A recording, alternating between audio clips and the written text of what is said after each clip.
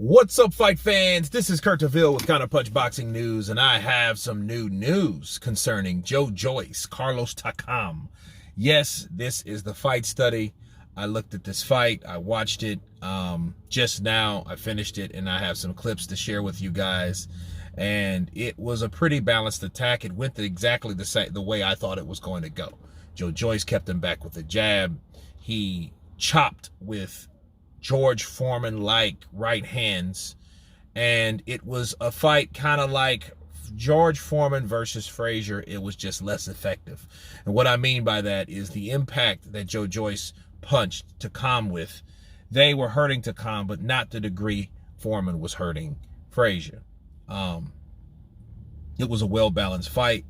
Carlos, he had some success with landing that right hand over the top of the jab, that slow, piston-like, determined, non-stopping jab that Joyce keeps pegging out, One thing I'll say about Joyce, he is very consistent. He might be slow.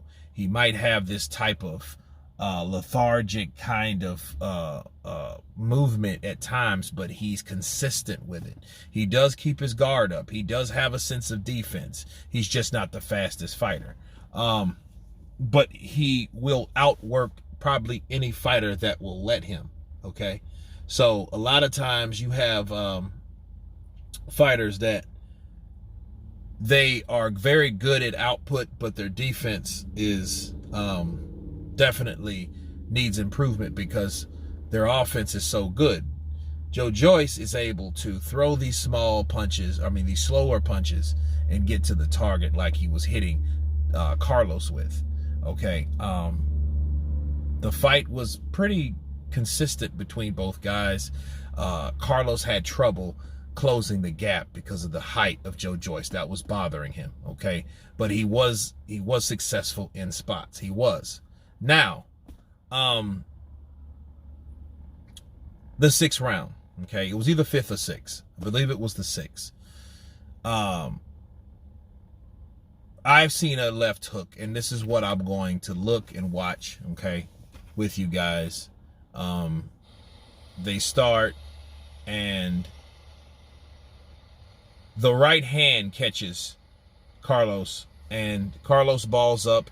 He's still moving. He's still deflecting. He still has his hands up. He threw a punch. He threw a right and a left hook to the body. He gets caught with a right and a left hook. Again, he's going balls to wall with Joyce. He gets caught with a right and a left. He's still in the pocket.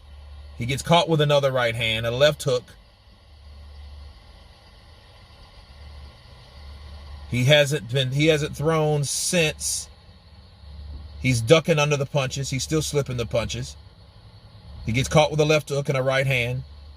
Joyce is piling it on him now. He's scoring. Okay, he gets caught again. Then comes the referee. Okay, as you guys can see with me. Now, that is the problem. Okay, and I've been holding off on this, and this is something that I've noticed for the last few years, especially in the UK with these UK referees. I feel, and I've seen and witnessed, they are too quick to stop fights. The fights are too premature. Okay? Carlos Takam is a tough, durable fighter. Okay? He can get hurt like any other heavyweight. Okay? So it's not like he has a glass chin. It's not like he was taking too much punishment. He was getting hit, yes. But he got hit initially, and he started to throw back. He threw punches to the body, left hook, right hook to the body. He was throwing left hooks and right hooks upstairs. He was still game. Now, he got caught again with a chopping right hand, the second time, and then he started getting caught with punches. Now, he was still slipping and ducking those punches. He was trying to weather the storm, and then here comes the ref waving the fucking fight off. I have a problem with that because it shows me that either the ref is lazy or the ref is too eager to over officiate.